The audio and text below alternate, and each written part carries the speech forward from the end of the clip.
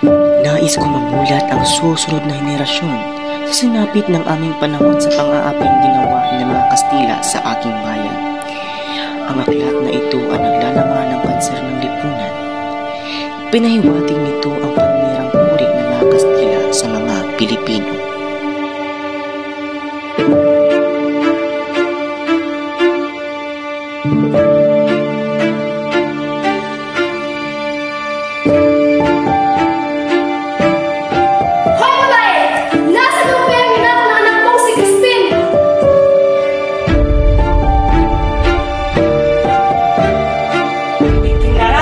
Ipakilala sa inyong lahat si Crisostomo.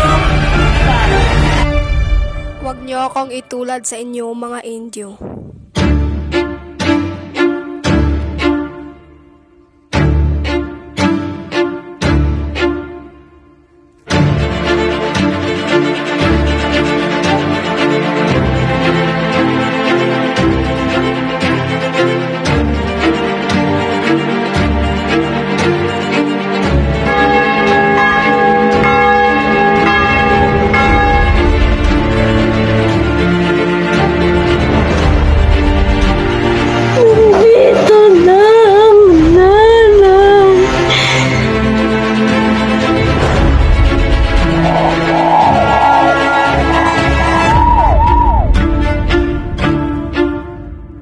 Katulad naman siya ng kaniyang ama. Akalain mo isinding tao, ngunit hindi sumusunod sa mga batas at tama lang namatay ang kaniyang ama.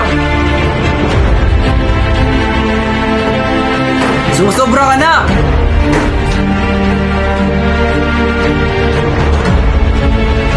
Lumayo kayo kung hindi nyo ibig mamatay! Kailan ako maghihintay?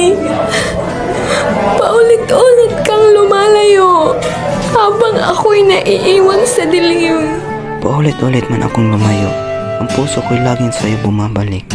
Tungalay kong arana para sa dalagang walang kasing ganda ang mayroon. Para, mahal ko, nag-iisa ka sa aking puso. Ang mga araw na kami ay nagkahiwalay ay nagdulot ng malaking sakit sa akin. Maria Clara, mahal ko, hindi ako makapaghintay na makasama ka muli.